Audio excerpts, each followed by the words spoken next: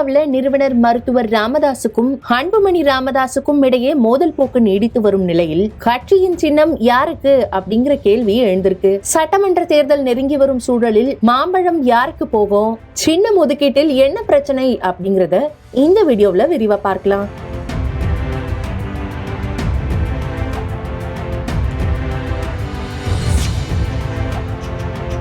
2024 ஆண்டு நடந்து முடிந்த மக்களவை தேர்தலின் போது அதிமுகவுடன் கூட்டணி அமைக்க விரும்பியிருக்காரு பாமக நிறுவனர் மருத்துவர் ராமதாஸ். ஆனா அன்புமணியோ பாஜகவின் கூட்டணியை உறுதி செய்தாரு.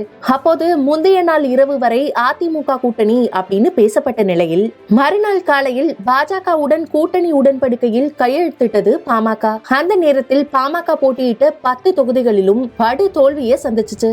இதனால உச்சகட்ட கோபத்துக்கு சென்ற ராமதாஸ் பாமக பொதுக்குழுவில் இளைஞரணி தலைவரா தன்னுடைய பேரன் முகுந்தனை நியமித்து அன்புமணிக்கு உறுதுணையா இருப்பாரு அப்படின்னு அறிவித்தாரு.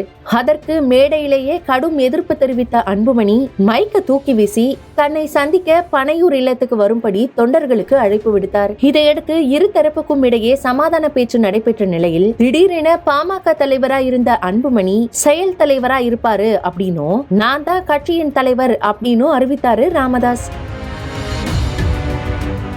இதனால் மோதல் முற்றிய நிலையில் அன்புமணிக்கு எதிராக அடுத்தடுத்த புகார்களை வாசித்தாரு ராமதாஸ். அது மட்டும் இல்லாம அன்புமணிக்கு ஆதரவா செயல்பட்டு வரும் 153 நிர்வாகிகளை நீக்கி புதிய நிர்வாகிகளையும் நியமித்து வராரு. இது ஒரு பக்கம் இருக்க, தான் நியமித்த நிர்வாகிகள் மட்டுமே செல்லும் அப்படின்னு அன்புமணி பதில் அறிக்கையை கொடுத்து வராரு. அதே நேரம் இன்று செய்தியாளர்களிடம் பேசிய ராமதாஸ், என் மூச்சு இருக்கும் வரைக்கும் நானே பாமக தலைவர், அன்புமணி செயல் தலைவர் மட்டும்தான் அப்படின்னும் தன்னுடன் இருக்கிறவங்களுக்கு மட்டுமே வரும் சட்டமன்ற தேர்தல்ல வாய்ப்பு வழங்கப்படும் அப்படின்னு கூறியிருக்காரு. இதுக்கிடையில பாமகவில் இருக்கக்கூடிய பெரும்பாலான நிர்வாகிகள் அன்புமணியை ஆதரிப்பது ராமதாசுக்கு அதிர்ச்சியை கொடுத்திருக்கு.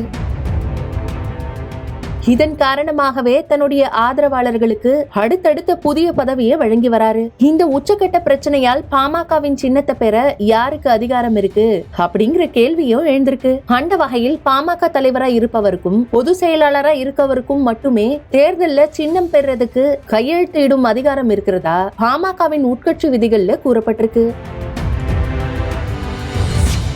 தேர்தல் நெருங்கும் இந்த நேரத்தில் கட்சி 2ஆ பிளந்து கிடப்பது பாமக தொண்டர்களிடையே அதிருப்தியையும் அதிர்ச்சியையும் ஏற்படுத்தியிருக்கு. இதனால் எப்போது மோதல் முடிவுக்கு வரும், எப்போ 2 பேரும் ஒன்றிணைவாங்க அப்படிங்கறதே பாமக தொண்டர்களின் எதிர்பார்ப்பா இருக்கு.